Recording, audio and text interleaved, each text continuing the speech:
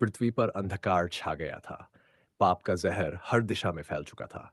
मनुष्य हिंसा और अभिमान में डूबे थे और न्याय का कोई नामो निशान नहीं था। नेफिलिम राक्षस जैसे प्राणी धरती पर गर्जना कर रहे थे। वॉचर्स, वे स्वर्गदूत जिन्होंने पृथ्वी पर आकर स्त्रियों से संतान उत्पन्न की थी, अब गहरे अंधकार में छिपे हुए थे। लेकिन उस अंधेरे में एक जलता हुआ दीपक था। हनोक न वह किसी भीड़ का हिस्सा था, न उसके विचार सांसारिक थे। जब वह बोलता तो वायुमंडल कांपता। जब वह प्रार्थना करता तो जैसे स्वर्ग सुनता। वह एक मनुष्य था, पर उसकी आत्मा में दिव्यता झलकती थी। हनोक न केवल एक नाम था, वह एक संकेत था कि कोई परमेश्वर के इतना समीप जा सकता है कि मृत्यु भी उसे छू न सके। जो संसार में था पर फिर भी नहीं था। हनोक न शोर करता न दिखावा, वह चुपचाप चलता। घाटियों में, जंगलों में, पर्वतों पर लोगों ने उसे देखा पर समझा नहीं। उसकी उपस्थिति रहस्यमयी थी, उसके शब्दों में सामर्थ्य था। वह केवल एक मनुष्य नहीं था, वह एक जीवित भविष्यवाणी था। लोग कहते, वह कौन है? एक साधु, कोई स्वर्गदूत या कुछ और? पर हनोक ने कभी उत्तर नहीं दिया। फिर एक दिन वह लापता हो गया। कोई बीमारी नहीं, कोई अंतिम संस्कार नहीं, बस वह था नहीं। और यही रहस्य उसकी सबसे बड़ी पहचान बन गया। क्यों परमेश्वर ने उसे ले लिया? कहाँ गया वह? क्या वह जीवित है या वह अब समय से परे है? एक दिन जब सूर्य की किरणें शांत थीं और हवाओं में भी नमी नहीं थी, हनोक ध्यानमग्न बैठा था। उसी समय आकाश फटा और एक ज्योतिर्मय दूत उतरा। उसके पंखों से रोशनी फूट रही थी। उसका चेहरा बिजली की तरह चमकता था। उसने कहा, हे हनोक, परमप्रधान तुझे बुला रहा है। तेरा कार्य पृथ्वी पर पूर्ण हुआ, अब तू स्वर्ग के रहस्यों का भाग बनेगा। हनोक ने अपनी आंखें खोली और गहराई से सिर झुकाया। न डर, न संदेह, सिर्फ स्वीकृति। एक साधारण मनुष्य जो चल पड़ा था, अब अनंत यात्रा पर। हनोक पंखों से उड़ा, न किसी यान से। परमेश्वर की महिमा में लिपटा हुआ बस वह सीधे ऊपर की ओर उठता चला गया। समय और स्थान की सीमाएं उसके चारों ओर टूट रही थीं। उसने पृथ्वी के पार पहले स्वर्ग में प्रवेश किया। वहां उजियाला था, ऐसा प्रकाश जो आंखों को चीर दे पर आत्मा को शांति दे। स्वर्गदूत वहां स्तुति गा रहे थे, हर स्वर में सामर्थ्य था। फिर वह दूसरे स्वर्ग में पहुंचा, जहां गिरे हुए दूत बंदी थे। वे कराह रहे थे और दया की भीख मांग रहे थे।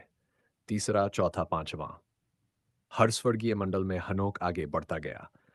वह देख रहा था वो दृश्य जिन्हें देखने की अनुमति किसी मनुष्य को नहीं थी। और फिर वह सातवें स्वर्ग तक पहुंचा, जहां परमेश्वर का सिंहासन था।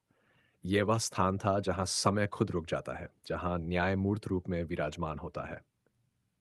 परमेश्वर ने उसे वहां बुलाया था, केवल देखने के लिए नहीं, बल्कि समझने और लिखने के लिए।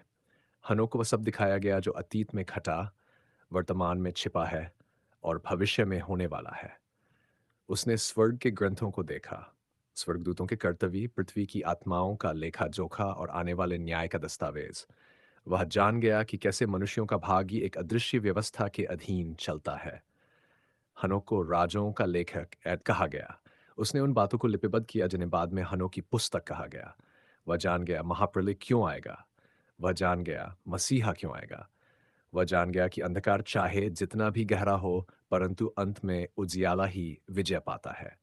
पर यह ज्ञान एक वरदान था या भाड़, यह रहस्य अभी खुलना बाकी था। हनोक को स्वर्ग में एक ऐसा दृश्य दिखाया गया जिसे देखना किसी भी मानव आत्मा के लिए असहनीय होता। वह न्याय का दिन था। सिंहासन के चारों ओर अग्नि थी और स्वर्गदूतों की गूंजती हुई पुकार से आकाश थर्रा रहा था। हर प्राणी, मानव, दूत और राक्षसी आत्माएं परखा जा रहा था।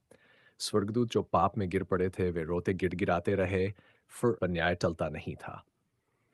परमेश्वर ने हनोक को वह सब दिखाया ताकि वह जाकर दुनिया को चेतावनी दे सके।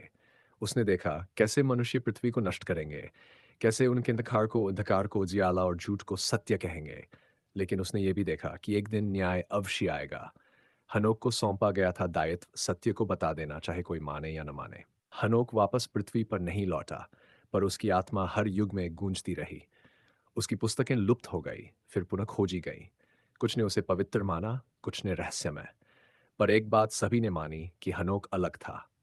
कहा जाता है अंत समय में जब न्याय के दरवाजे खुलेंगे, हनोक फिर प्रकट होगा, न मृत्यु से न जीवन से, बल्कि उस स्वरूप में जो समय से परे है। उसकी भविष्यवाणियां आज भी जीवित है। वह चेतावनी देता है, पृथ्वी के पुत्रों, तैयार हो जाओ, अंधकार केवल क्षणिक है, जो स्थायी है वह सत्य है। और जब आखिरी शंख बजेगा और जब परमेश्वर अपने लोगों को बुलाए ना कहीं, उस स्वर्गीय महासभा में हनोक खड़ा होगा। एक ऐसा मनुष्य जो स्वर्ग में चला गया और फिर भी जिसने पृथ्वी को बदल दिया। समाप्त।